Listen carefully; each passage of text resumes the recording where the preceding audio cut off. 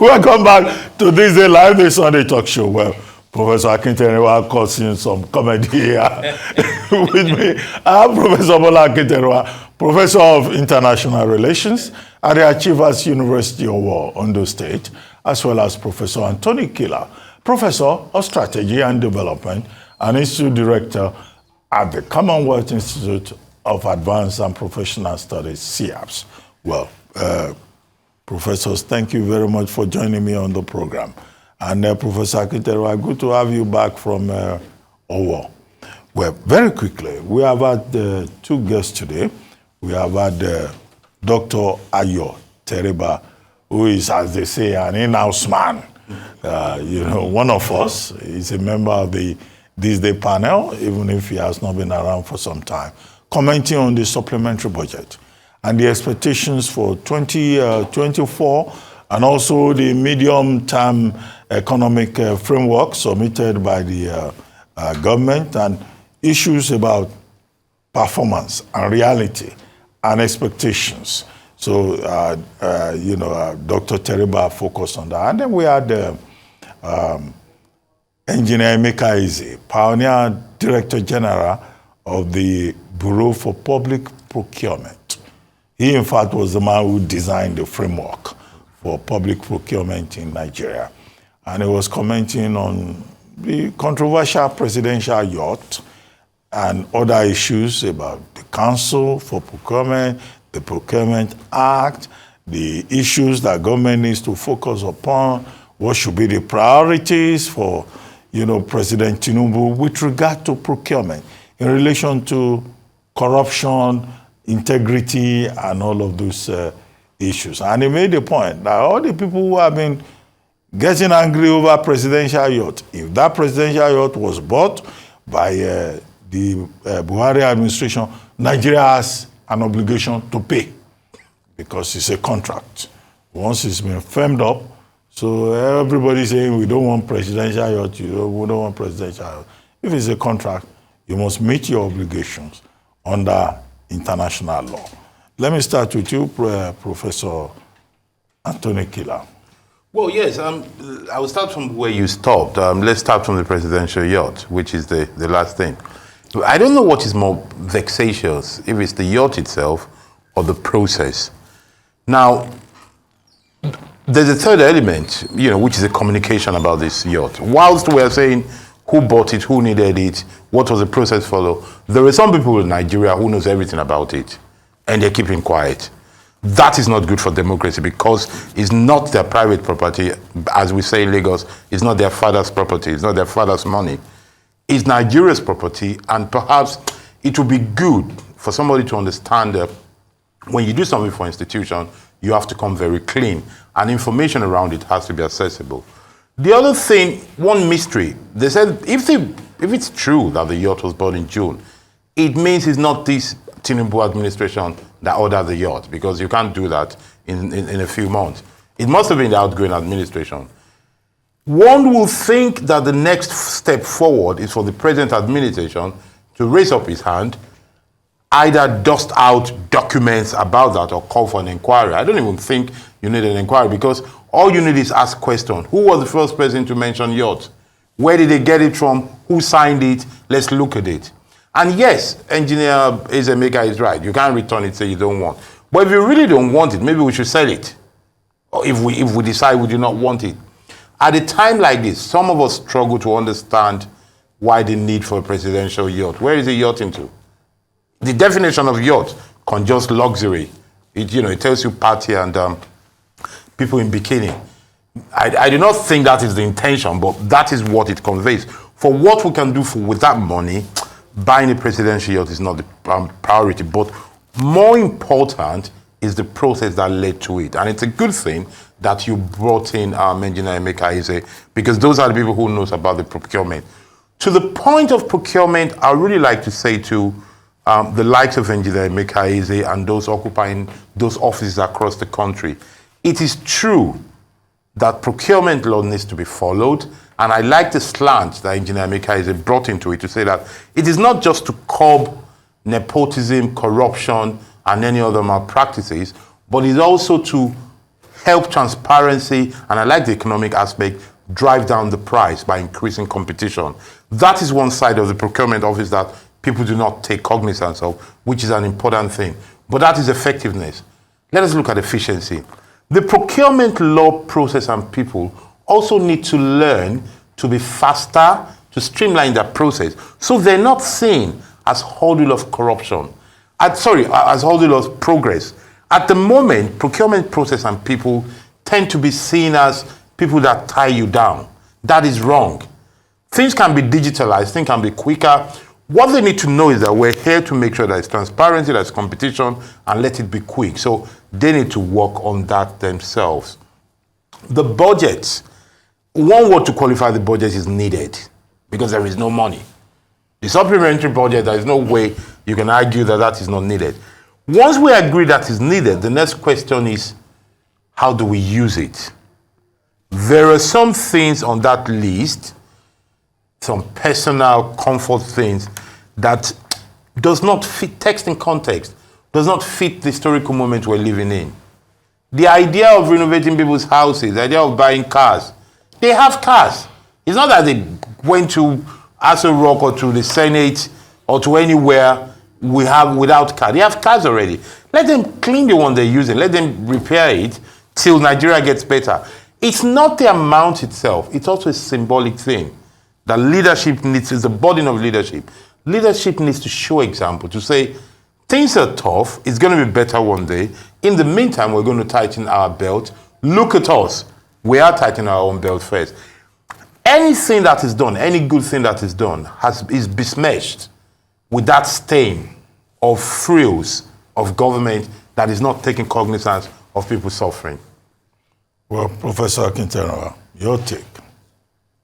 I like the way Professor Kila, the Balogun of Ekiti, was your own Ekiti there? Was that your mom's village?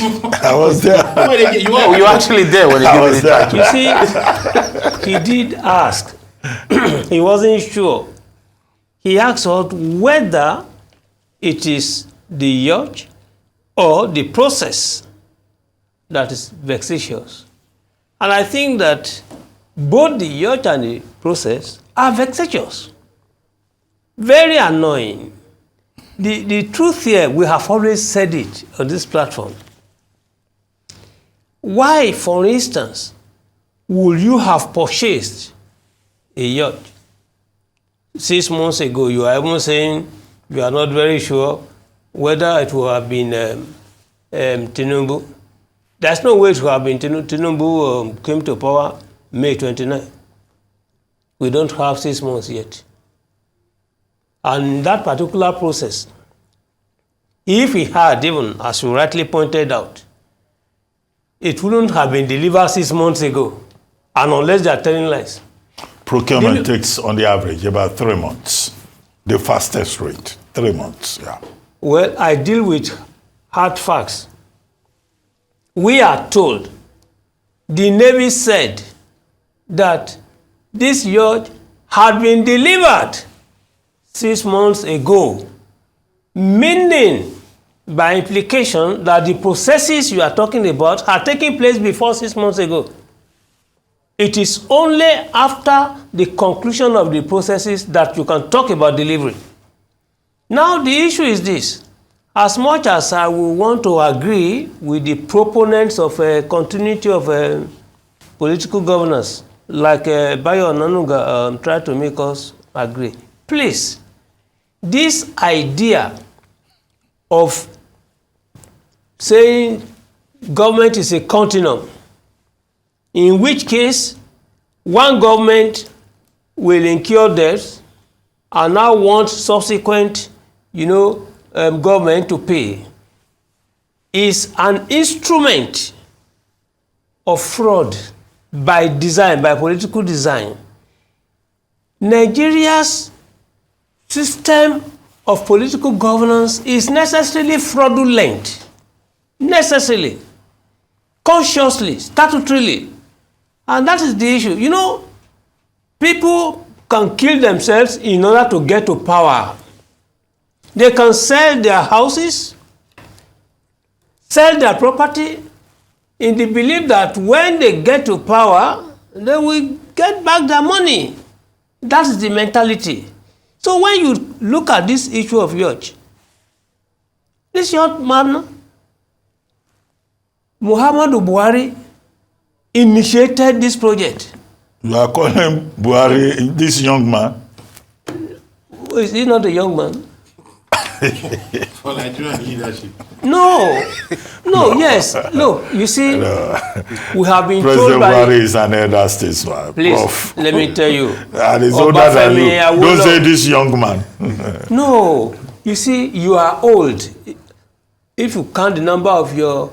the years you have spent. When you look at your behavior. You are young when you look at the freshness, of your mind, your thinking, etc. He was very old when he was in power.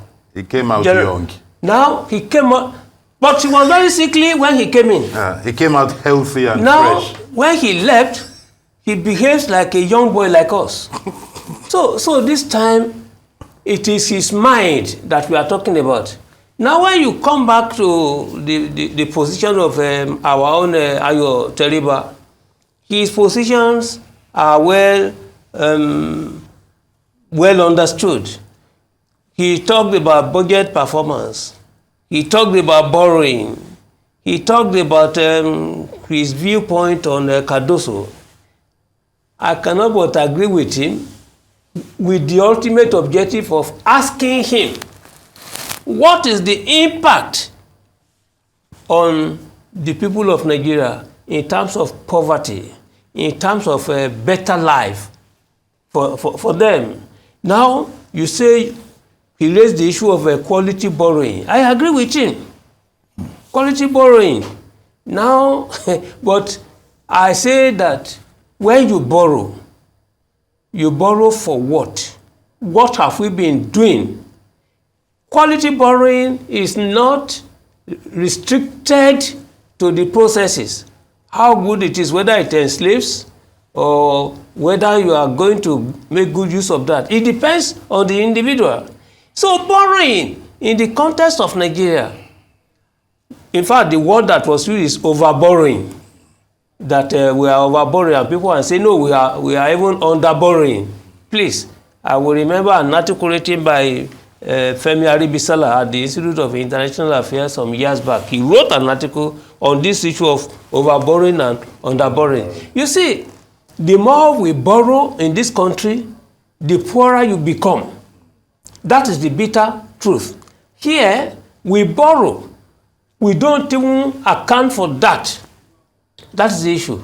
Now to come to Cardoso's evaluation by Akinterinwa, he did well. He said at least the situation he met on ground was such that he needed proper attention, and the proper attention is being given. Now the naira is gaining when compared with the dollar. That one should be sustained. I will agree with him to that extent. However, for me as an individual, you underborrow, you overborrow, all these things, there is no need, because Akinterinwa theorized that there is no country in the world that can afford the luxury of not borrowing. I belong to a completely different school of thought on that matter. The moment developed countries stop giving us aid, stop giving us loan, didn't Mexico and some Latin Americas, refuse to pay all these loans in the past? When we sit down and we are faced with our own stark, difficulties, please, Nigeria will move forward. And a small note on Emeka Eze, the engineer.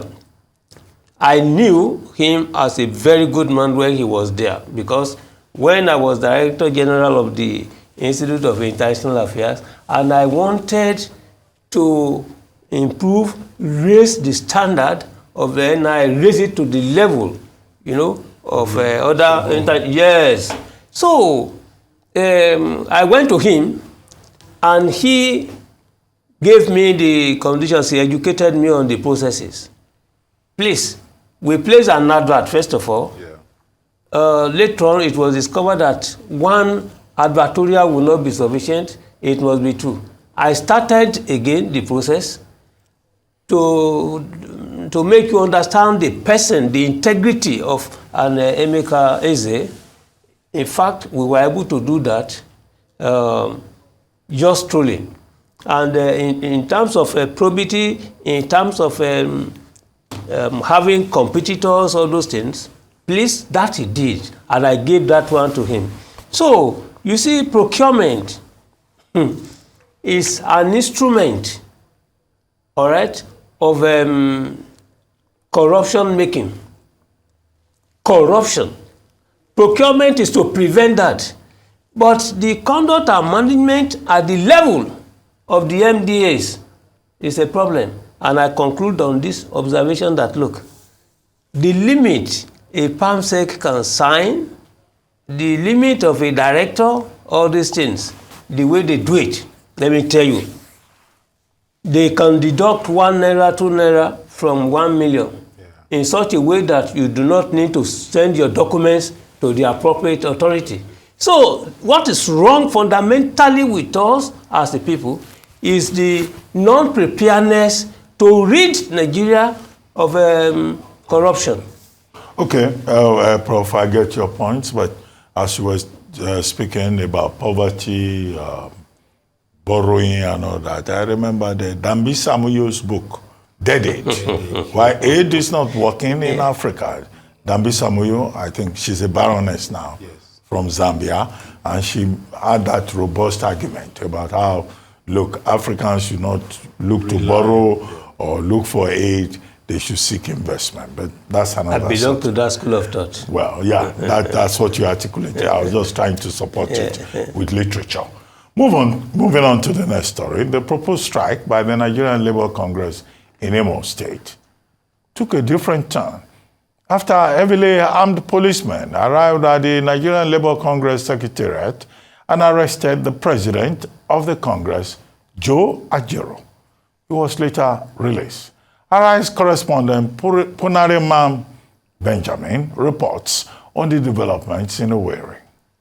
The Nigerian Labour Congress had planned to shut down Imo State through a proposed strike action. The union had scheduled the following: the protest strike action to take place unfailingly on Wednesday, November 1st. The action be total across all the sectors. Imo State be totally shut down, air, land and sea. However, Owerri Airport to remain open till 12 noon before it is shut down. Unions embark on heightened mobilization. After all of this had been carefully planned out, the union converged on the NLC State Secretariat in Owerri to start mobilizing to hit the streets when the unexpected happened. Heavily armed security operatives arrived and whisked the president of the NLC to an unknown destination. According to reports, journalists were not spared as some were beaten and taken into custody by policemen too. The union is accusing the government of owing workers and pensioners over 42 months arrears, declaring thousands of workers, pensioners, ghost workers and pensioners, not properly implementing the national minimum wage, trying to use the courts to stifle a lawful protest, attempting to break the ranks of the unions in the state, continually interfering in the affairs of the State Council, hiring talks to vandalize Congress State Secretariat, observing in breach agreements the government voluntarily entered into with Congress as far back as 2021. Imo is now charged with a major industrial action. Now, the union says President Joe Ajero has been referred for ophthalmic investigation, a head brain scan, a full body scan, and cervical spine therapy, among other investigations, after being badly beaten before he was taken on a neck collar with wheels all over his skin to the Federal Medical Center, Owerri. He should have issued another order, ex parte. Yes, party. You know, so they kept that letter. They kept that thing they posted to them. Okay. That he said, whether do I know that I should this thing they can prosecute me about. I said, well, it is the same court that granted this order that can institute a contempt charge. Yes. You know, you can't just now start prosecuting. The NLC also says that Ajaro's phones, money and other personal effects were taken away from him. Punaraman Benjamin, Arise News. Okay, Professor Akinterinwa, let me start with you. Comrade Joe Ajero had led a team of labor leaders to Imo State to protest against non-implementation of national minimum wage, the classification of certain workers as ghost workers, and other infringements, as labor alleged, by the Imo State government. But he got his eyes blooded. He was blindfolded, taken to an unknown destination, beaten, dehumanized, rough-handled, brutalized. Even bottles were used to deal with him. At the end of the day, the police say they don't know anything about it. They in fact intervened to take him into protective custody. The state government said, no, we have no hand in this matter. Okay, we have argued on this station, on another program, that the right to protest is guaranteed under Section 40, and nobody should be brutalized. Now, Labour is saying they will go on strike on Wednesday to show their displeasure, and Comrade Joe Ajero will be taken abroad for treatment. I have specifically asked, is it that there's no hospital here in Nigeria that can treat Comrade Joe Ajero? Why should Labour behave like the people who want to frolic inside the presidential yacht? There must be an hospital here that can treat him. But in any case, those are the details. But what do you think? Should the Labour leader have been brutalized for leading his group to protest? I have always argued here that political governance in Nigeria has always been by manu militari. Manu militari. It's very convenient for many people to say we have democracy. Convenient for a Reuben Abati to say you have the right of protest, you enjoy this human right. Those are on paper, in black and white. The execution of what is constitutionally provided for is completely different, a kettle of fish. So in this case, why will any labor leader, any worker for that matter, be assaulted when international labor conventions provide for the right of protest? They got clearance. From the reports I had, they had clearance.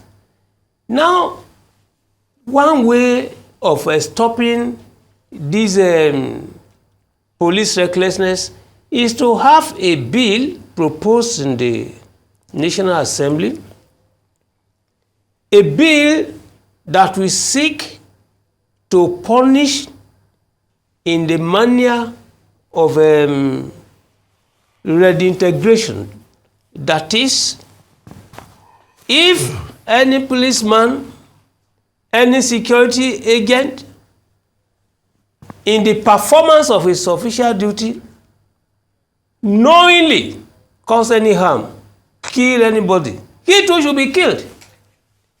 When there is a severe punishment, when the policemen, when all these security agencies harassing motorists on the road, know quite well that if you do anything wrong, the law is there to catch up with you. There will be reduction in this excessive hostility. I think that there's no need. You are trying to say they may not take Ajero abroad. It is the nature of his, bruises. Yeah, the bruises that will determine. Nigeria, yes, we have hospitals. We have very competent doctors here. The Nigerian doctors that are not wanted here in Nigeria, they are the ones working outside. So if they take him out, is he going to meet the Nigerians there? But the issue is that we don't have the infrastructure here in Nigeria. So the doctors are good here in Nigeria, but the hospitals, the infrastructure, you can just imagine you are performing an operation and but Prof, it's the same Nigerian Labour Congress as saying, let us do local production of petrol in Nigeria. Let us, that focus one is quite different. The same NSC is now coming around and say, our president, they are brutalizing, we take him abroad. You can change what kind your of car. example is that? You can change your SUV, you can change your car from 305 like my own to other ones. But when it comes to human head, life, survivor, please, some countries have better facilities. Okay, so people go to India because Prof, India there is hypocrisy in all of these things. Professor Kila, what do you think? Well, let's start from the process before we go to the health issue. I mean, there's one word, a place where union are brutalized and beaten up or intimidated. The word is fascism. And we have to be very careful not to go towards that way, because that would defeat everything that many of us stood for pre-1999. If after all this thing, we still go back to a place where a government or anybody will use the power of the state to forcefully impede others for any reason in the world, that is a big blow to the democratic institution, and I want Nigerians to take it very seriously. It is not, today is Ajero, tomorrow it might be you watching us now. That is what we need to think about, because even if they wanted to stop the protest, they could have done it without beating anybody up. They could have just gone there, stopped them and dispersed them. It is very possible. We need to review how we consider lives. Then for the health issue, you call it hypocrisy. Where is Labour taking example from? The presidents go out for their health. Everybody that can in Nigeria go out for their health. It's an indictment of the elite. And I, in knowledge and conscience, I do not feel comfortable to pick out Ajero for this. It's a bad thing because there are doctors at hospitals that are good. But the example needs to start from somewhere. And I do not know who we can say it starts from. I would say the president, but here we are. As Professor Akinterinwa has said, health is not on principle. I think it's an indictment of our elite that we do not trust our system. And somebody needs to start looking at that and do something about it. Well, you see, Prof, you made one good point. Yes, sir. My major concern is that this brutalization is happening under President Bola Tinubu. But it's not Tinubu anymore. No. Yes. He's a major proponent of democracy. Yes. He went on exile, etc., because he wants, liberty, freedom, all those things. So, it cannot but be a surprise that this should be happening under his watch. Yeah. Okay, certain things, I guess, perhaps are beyond the president, no matter how much he tries. But while the search for peace continues in Rivers State, amid the current political crisis, government activities seem to have been partially halted by the face-off between Governor Siminalayi Fubara and his predecessor, Nyesom Wike.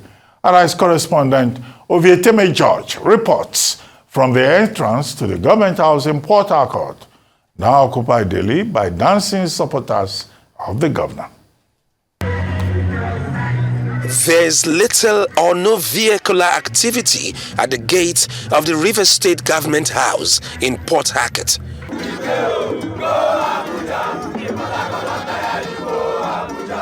But there's a new form of activity just few meters away from the seat of power.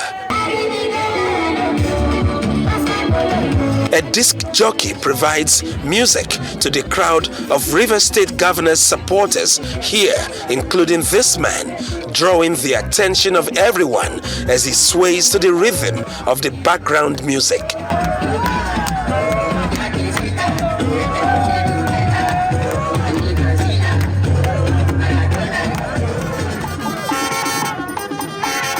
Above all, the message is not lost to the frenzy. Sir Sim Fubara to exercise his governor as executive governor of Rivers State. It was Sim Fubara that was in the ballot, not Nyesom Wike. Nyesom Wike is the former governor of the Rivers State. He should please go to Abuja and mind his business as the FCT minister of our country. Let the governor breathe. Don't suffocate Sim Fubara. Make him breathe. Ahuda East is simplified. Sim has come to stay, and Rivers State students are solidly behind him. I want to call on all critical stakeholders of this state to look into the current affairs of this state and call all parties involved to order. I want to call on all Rivers State students to be peaceful while agitating for calm and unity in this our dear state, Rivers State.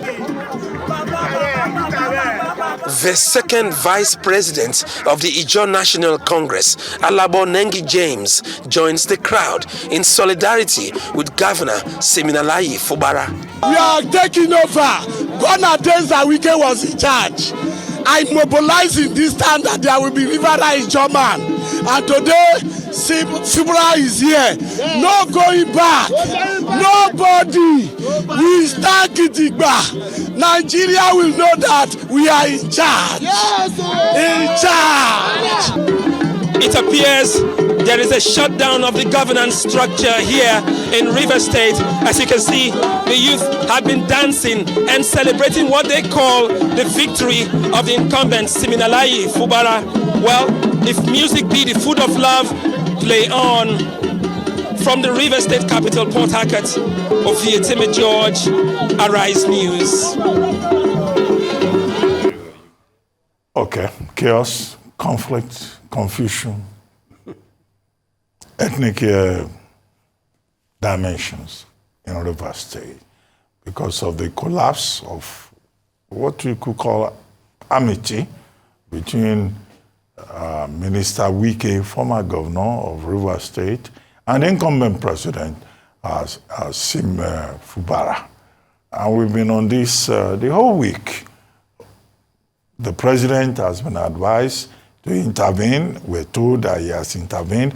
Elders from Rivers State have gone to Abuja to meet Nyesom Wike, the big man in Abuja. So many dimensions. This is a story in the public domain. What are the lessons that we can draw from this? And what is the way forward? Let me start with you, Professor Kila. Well, you start with me, and I start with the fact that I see all these things, and I feel like calling it the toxic fruit of democracy. This is the bad side of democracy as we look at it. All this portrays us as a nation of shouters, dancers, thugs, crowd. It doesn't show seriousness. You know, it doesn't show us like people who are planning, people who are reflecting, people who feel that they have jobs to do, they have no time to. It does not show seriousness. What is there to dance about? Why must we shout, protest, and get angry about everything? People get beaten up. Those are very bad signs, and I think we need to take it serious. The way forward is to be clear about institution. There is too much. It has been there for a long time, but one of the very bad features of the Fourth Republic in Nigeria is the personality cult. The personalization of offices, process, principles, and everything that we do. The myonization. Myonization of the thing. And you heard them say, we are in charge. In charge of what? We have the power. Individuals, people are worshipped. People are worshipped to the detriment of institutions. We need clear laws. We need protocols. We need simplicity. We need soberness in the way we govern so that we can have true governance. Let us stop saying things that shows one person in charge. Look, there is a practice which I call people to even stop in these countries. Ministers and commissioners, let them stop saying the name of the governor or the president in everything they do. Let them just say the office is doing this stuff. We need to step back from personalization of everything so that we can truly believe that we're in a nation of equals and the minister is as good as our dentist or carpenter just doing his job. Professor Akinterinwa, can politics in Nigeria or Africa ever be depersonalized? In Edo State, Obaseki and his deputy. In Ondo State, Akeredolu and his deputy. In Rivers State, we have Wike, who is the godfather of the incumbent governor. even at the level of the presidency, the president and his vice president will be having issues. No, Tinubu is not having issues with no, Shettima. I'm talking generally there. Okay. Well, we've been having, was there no controversy, dispute between Obasanjo and Atiku? No, but not between Tinubu and Shettima. Since you asked, Shettima is the good boy. Since so you asked the question, what lessons can we? I should give him time. The question you asked is, what lessons? Which way forward? Go over this. That's why I am giving you these examples in order to let you know that constitutionally something is wrong. We need to define the functions of any vice, of any deputy in such a way that this issue of attaching undue importance to the individual will not be there. I agree with Professor Kila, who said that, look, the office has done this, the office has done that, rather than the occupant. I think that the fundamental lesson from all this is to ensure that we de-emphasize, you construct a borehole, you are launching. You build one road, 1 kilometer, you are launching. And you put a picture bigger than the borehole itself. The advert they do, the advert is costlier than that. So, whereas they are performing their normal functions. And they put the faces of the politicians on it. And the Nigerian politicians tend to be ugly. I don't know why, but go ahead. And then people will continue to celebrate them, to advertise, to congratulate them for digging, you know, a borehole. Yeah. So these are the problems. I think that we should borrow from Philip Asiodu, that statesman who said, if you make political offices unattractive, people will sit down. And I think that the moment when a school starter who was elected, I was even told that school starter was, he was wounded, quote and unquote. He was telling a professor that if you want to earn more money, you want to earn 120,000 naira, come and join politics. Yeah. And he was telling a professor that time, that is why you will see that Wike does not want to lose his influence. He doesn't want to see his influence decline there. He's already a federal minister, but he's already targeting the next election. He wants to be able to win, to control the base for the purposes of the Tinubu era. Whereas the incumbent government also wants to assert himself. So this is the conflict of influence that is responsible. Well, former governor, now Minister Nyesom Wike says, no politician would like to be irrelevant or lose his base. And when he was helping Fubara and others to come into office, where were they? They didn't contribute 1 kobo. So why will you allow a godfather to help you to get to the office, and then you suddenly get there and you start saying, you too, you have ideas. That statement of Wike is a vulnus, it's said in Latin in law, is a vulnus to the sense of democracy. The essence of a democracy is an association of equal people where nobody is rich enough to buy all and where nobody is poor enough to be sold to a buyer. Yeah. The idea of one person buying ticket for everybody, it's already an aberration. No, and we need to start thinking all animals can be equal. Can people also not allow themselves to be bought? Well, that is the point. That's why we need to rethink it. That is the point. Our democracy is a joint-dice democracy. Obasanjo has said it all. There is the need to rethink our democracy. Yes. Our mind, our definition of democracy. It has to be reconceptualized within the African framework. Okay, there are 2 sides to the story. That's all I'm just trying to point out.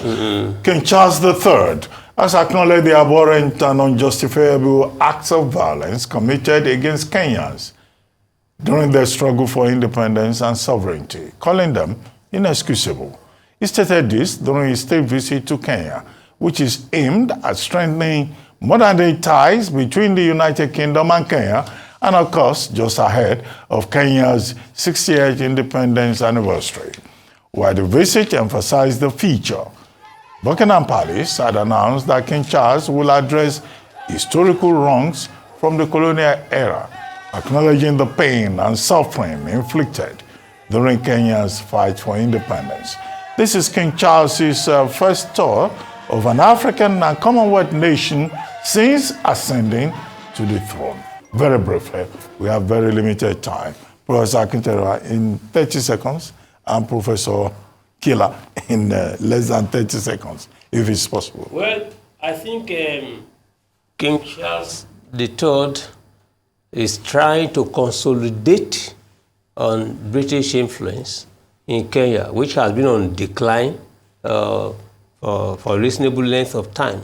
I think it was in 2018 that Prime Minister Theresa visited Kenya.